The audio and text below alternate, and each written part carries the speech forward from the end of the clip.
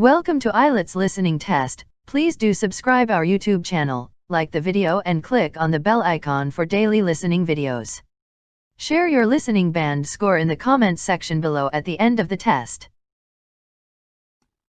You will hear a number of different recordings and you will have to answer questions on what you hear. There will be time for you to read the instructions and questions, and you will have a chance to check your work. All the recordings will be played once only. The test is in 4 sections. At the end of the test, you will be given 10 minutes to transfer your answers to an answer sheet. Now turn to Section 1.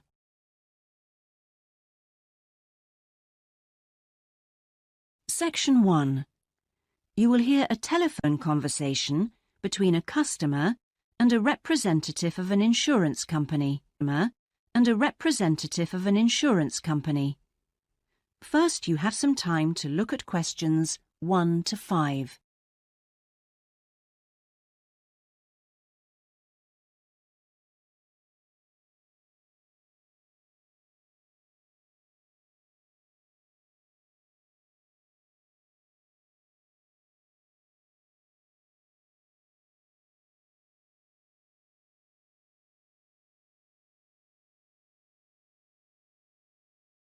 You will see that there is an example that has been done for you. On this occasion only, the conversation relating to this will be played first.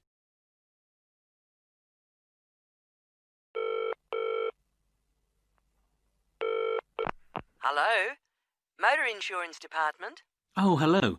I'd like to ask about insurance for my car. Yes, of course. I'll just take a few details. Jones. The customer's name is Patrick Jones, so Patrick Jones has been written in the space. Now we shall begin. You should answer the questions as you listen, because you will not hear the recording a second time. Listen carefully and answer questions 1 to 5.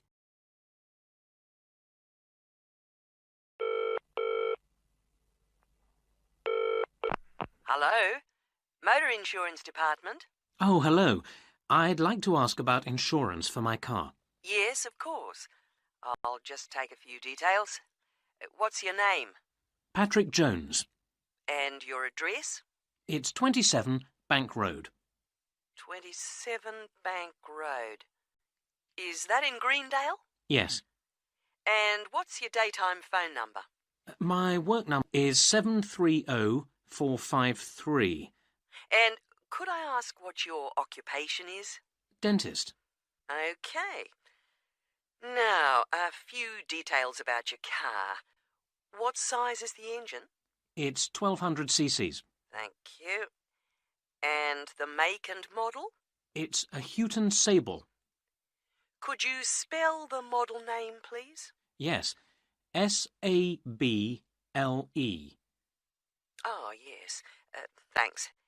And when was it made? 1997. Lovely. Right. I presume you've had a previous insurer? Yes. Right. We need to know the name of the company. Yes, it was Northern Star. Thank you. And have you made any insurance claims in the last 5 years? Yes, in 1999. And what was the problem? It was stolen, but... That's fine, Mr. Jones. That's all we need to know at the moment. Before you hear the rest of the conversation, you have some time to look at questions 6 to 10.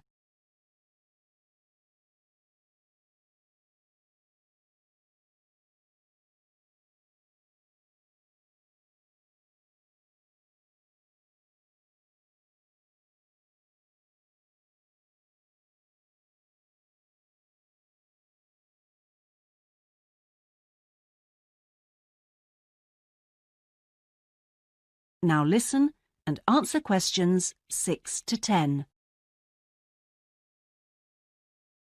And will there be any other named drivers?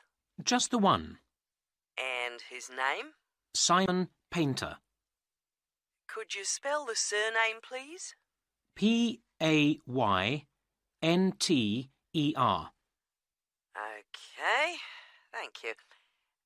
And what relationship is he to you? He's my brother-in-law. And what will you or Mr. Painter be using the car for? Well, mainly for social use. Social use. Will you be using it to travel to work? Yes, sometimes. Travel to work. Anything else? No, that's it. And finally, when would you like to start the insurance? I'll need it from the 31st of January. Right. Mr. Jones, I'm getting a couple of quotes coming up on the computer now, and the best bit looks like being called Red Flag. Yeah? And that comes out at $450 per year. Oh, well, that seems okay. It's quite a bit lower than I've been paying up to now. Great. So, would you like me to go ahead with that? Sure, why not? How would you like to pay? That is the end of section 1. You now have half a minute to check your answers.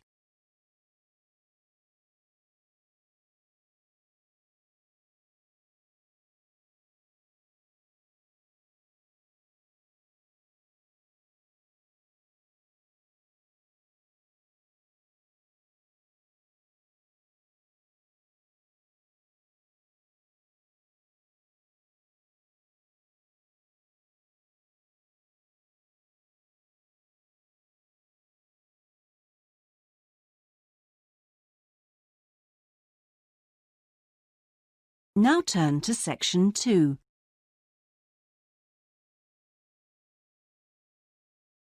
Section 2. You will hear a recorded message giving tourists travel information in a large city. First, you have some time to look at questions 11 to 18.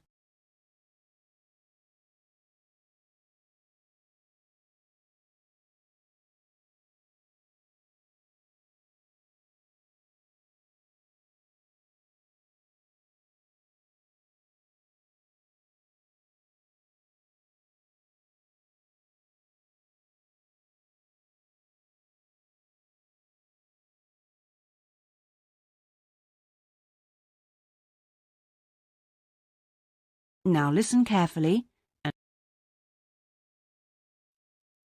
Thank you for calling the tourist line. There are many different ways of getting round the city, and we'd like to suggest some you may not have thought of. How about a city trip by boat? There are 4 main stopping points. From west to east, Stop A, Greenbanks, Stop B, City Bridge, Stop C, Roman Landing, and Stop D, Newtown. You can find the main booking office at Stop A. The first boat leaves at 8 a.m. and the last one at 6:30 p.m. There are also many attractions you can visit along the river. At Stop A, if you have time, you can visit the fine 16th century palace here, built for the king, with its beautiful formal gardens. It's very near the booking office. Now you can enjoy every corner of this superb residence. Stop B. Why don't you visit Tower Restaurant with its wide range of refreshments? This is a place where you can sit and enjoy the wonderful views over the old commercial and banking centre of the city.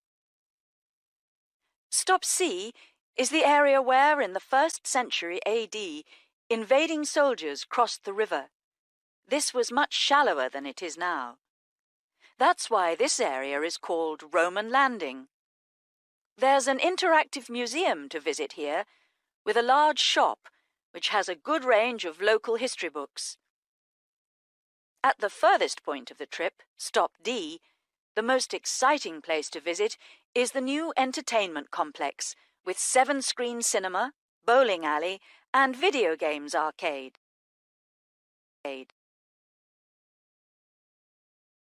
Before you hear the rest of the message, you have some time to look at questions 19 and 20.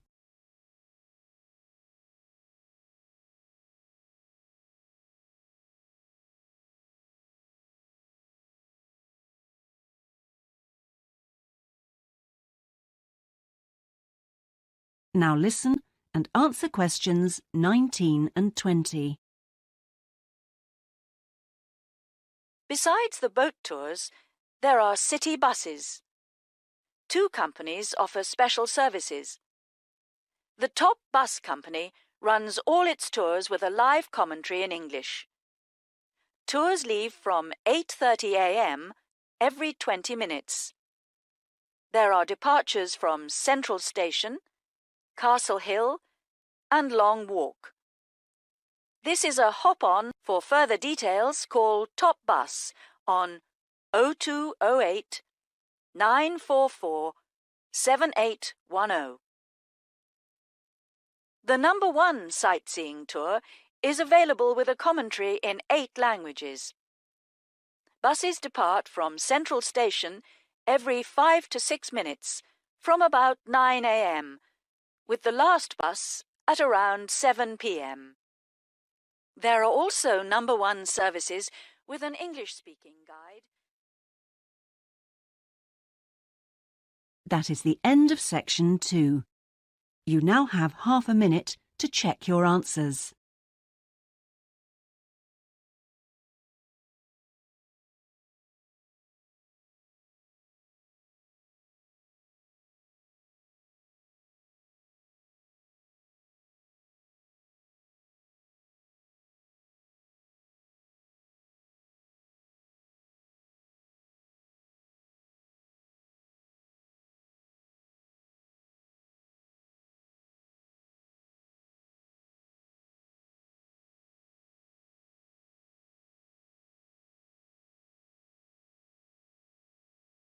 Now turn to section 3.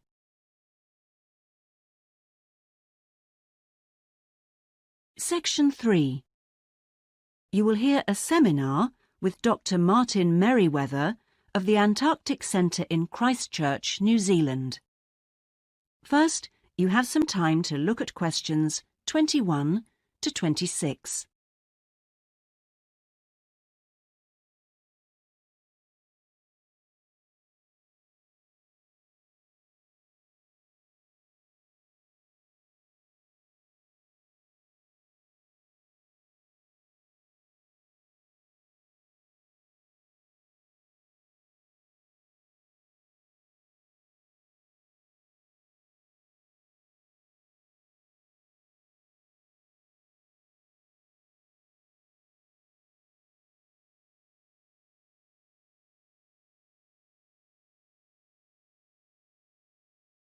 Now listen carefully and answer questions 21 to 26.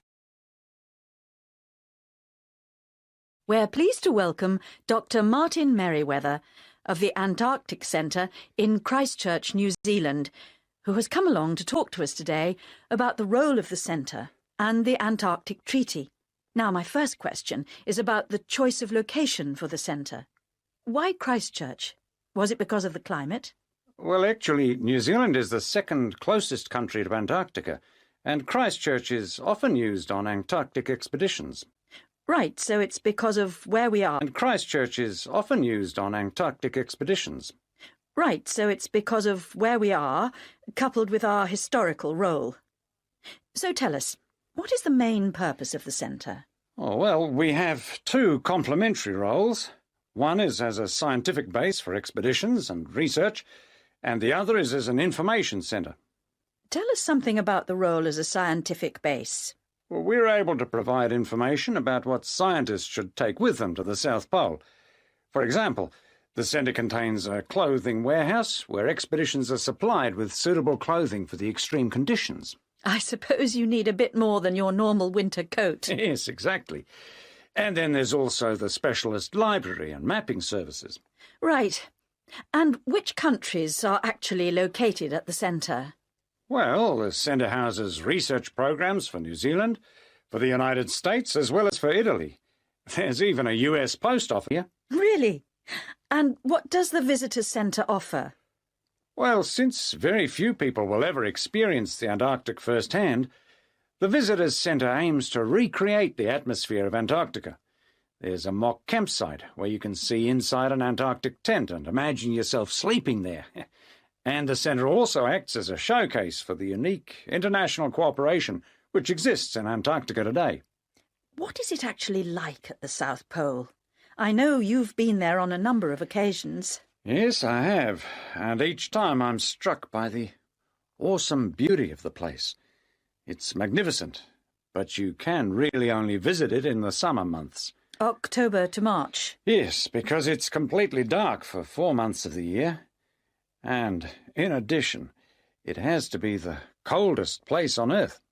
Colder than the North Pole? Why is that? Well, unlike the North Pole, which is Antarctica, is a landmass shaped like a dome, with the result that the winds blow down the slopes at speeds of up to 150 kilometres an hour.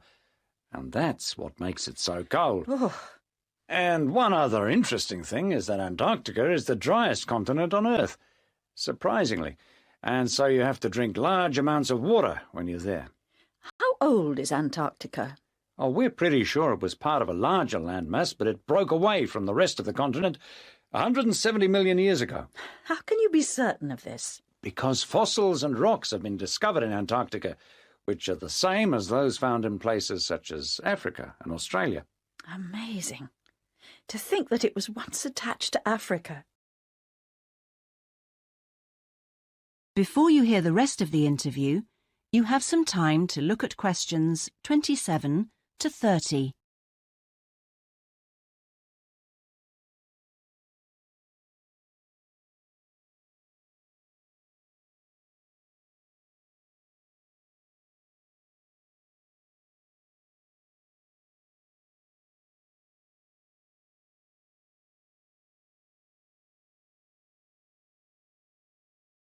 Now listen and answer questions 27 to 30. Now, let's just have a look at the Antarctic Treaty. How far back does the idea of an international treaty go? Well, as far back as the 19th century, when 11 nations organised an international event. When was that exactly? In 1870, and it was called the Polar Research Meeting. And then, not long after that, they organised something called the First International Polar Year. And that took place when exactly? Over 2 years, from 1882 to the 1950s, that the idea of an international treaty was proposed. And in 1959, the treaty was actually signed. What do you see as the main achievements of the treaty? Well, firstly, it means that the continent is reserved for peaceful use. That's Article 1, isn't it? Yes. That's important, since the territory belongs to everyone. Yes, but not as important as Article 5, which prohibits any nuclear explosions or waste disposal. Which is marvellous. Well, I'm afraid we're going to have to stop there because I'm afraid we've run out of time. Thanks for coming along today and telling us all about the centre and its work. That is the end of section 3. You now have half a minute to check your answers.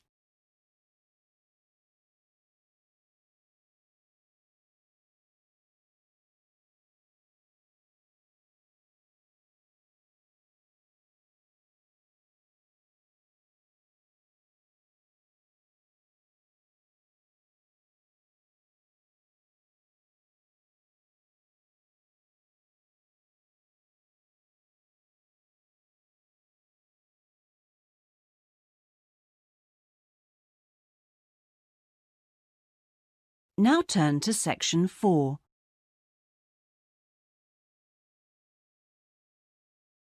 Section 4. You will hear a presentation given by a sports science student on her project on left and right-handedness in sport. First, you have some time to look at questions 31 to 40.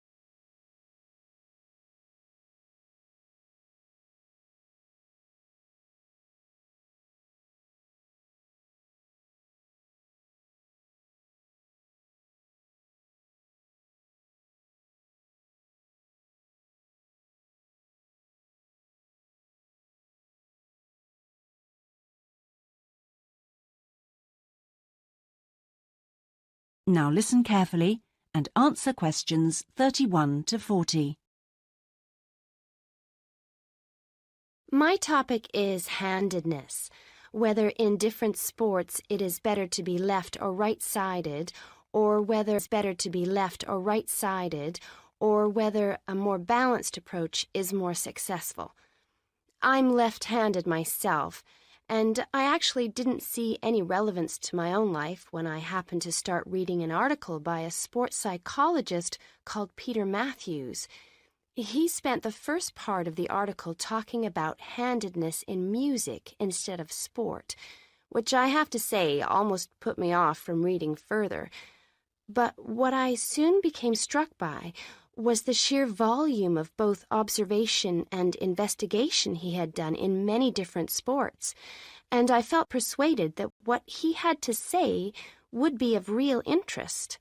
I think Matthew's findings will be beneficial, not so much in helping sports people to work on their weaker side, but more that they can help them identify the most suitable strategies to use in a given game. Although they are rather reluctant to make use of the insights scientists like Matthews can give, which I think is rather short-sighted, because focusing on individual flexibility is only part of the story. Anyway, back to the article. Matthews found a German study which looked at what he called mixed-handedness, that is, the capacity to use both left and right hands equally. It looked at mixed-handedness in 40 musicians on a variety of instruments. Researchers examined a number of variables, for example, type of instrument played, regularity of practice undertaken, and length of time playing instrument, and found the following. Keyboard players had high levels of mixed-handedness, whereas string players like cellists and violinists strongly favored one hand. Also, those who started younger were more mixed-handed. Matthews also reports studies of handedness in apes. Apes get a large proportion of their food by fishing ants from anthills. The studies show that apes, like humans, show handedness, though for them right and left-handedness is about equal, whereas about 85% of humans are right-handed. Studies showed that apes consistently using the same hand fished out 30% more ants than those varying between the two.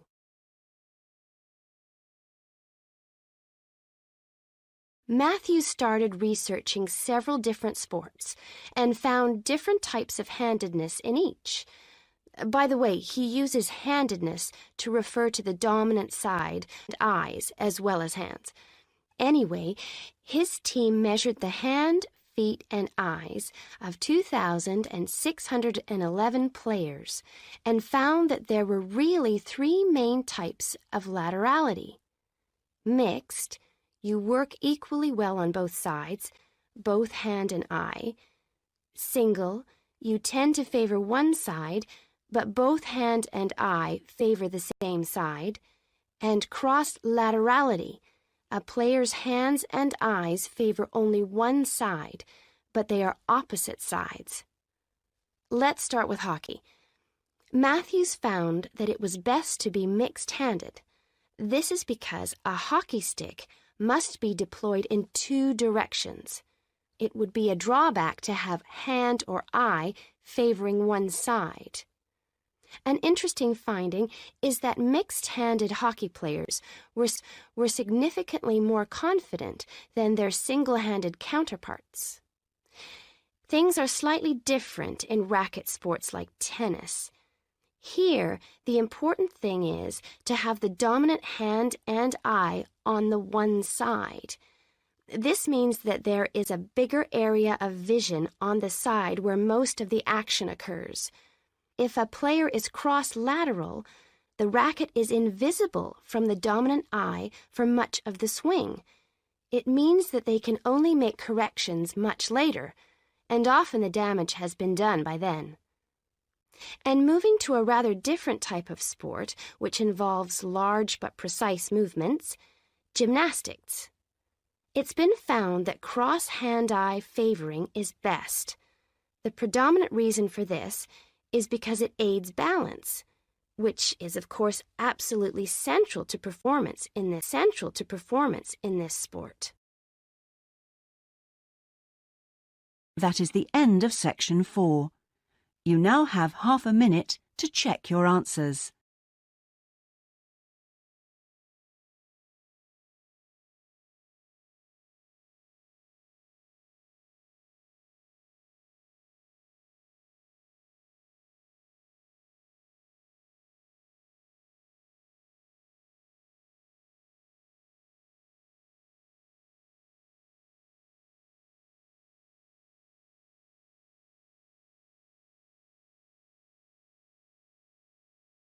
That is the end of the listening test.